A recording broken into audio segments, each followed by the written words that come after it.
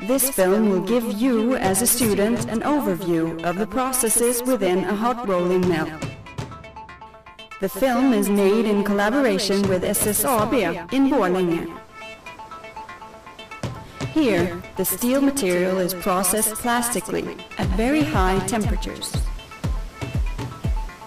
Rotating rolls reduce the thickness of the material and produce long strips that can be used for manufacturing products such as steel plates.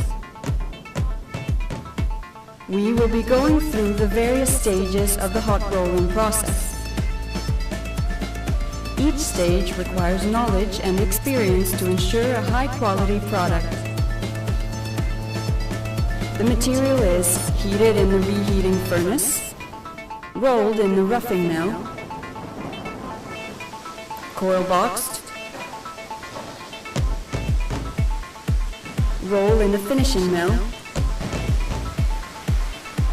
cooled and coiled. Before the slab can be processed, it must be heated. The slab is continuously cast and has the dimensions required for the final product of a correct weight, width, and thickness. These furnaces heat the material to about 1200 degrees centigrade.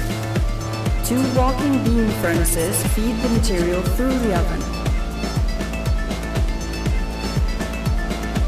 The heating is especially important as it affects the properties of the material. If the material is not sufficiently heated, incorrect material properties will arise. This is due to carbides and nitrates failing to dissolve.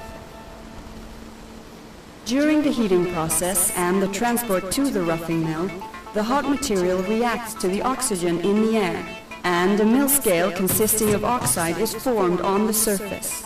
If the oxide layer remains on the material during rolling, the layer risks being rolled into the steel material, adversely affecting the surface quality of the final product. The material must undergo a mill scale cleansing before rolling. In order to cleanse the surface, water is sprayed at high pressure, 160 bar.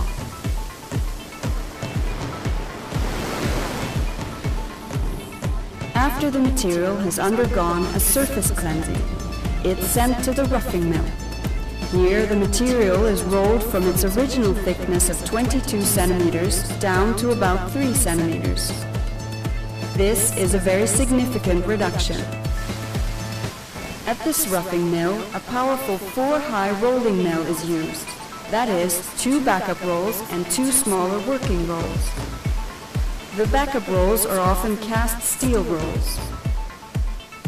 The working rolls must have very smooth surfaces and tolerate high temperatures and wear, as they are in direct contact with the material.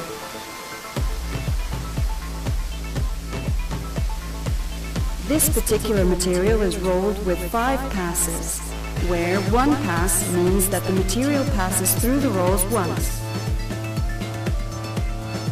The material is surface cleansed several times during the roughing mill process to remove any new traces of mill scale. In order to control the width of the material, vertical rolls are used. The material is now called transfer bars. After the roughing mill, the transfer bar is rolled up in a coil box. The coil box's primary purpose is to save space, but when inside the coil box, a temperature equalization also occurs. The temperature difference between the ends of the material is minimized as the transfer bar is coiled together. When the transfer bar is removed from the coil box, it has a temperature of about 1050 degrees centigrade. The ends of the transfer bar are cut off and the bar undergoes further mill scale removal. After this, it's time for the next stage, the finishing mill. This mill consists of 6 stands in the shape of 4 high rolling mills. Here, the transfer bars, now called strips, are rolled into a thickness of between 16 and 1.8 millimeters. Between the rolls we see an uplooper, which measures and controls, amongst other things, the line speed, and the strip tension. The swinging motion that can be observed is when the up looper is adjusting itself. In order to control the profile and the flatness of the strips, the working rolls are horizontally adjustable. The first stands control the profile, and in the later stands the flatness is controlled. It's very important to have a correct strip profile and flatness before any post-processing starts.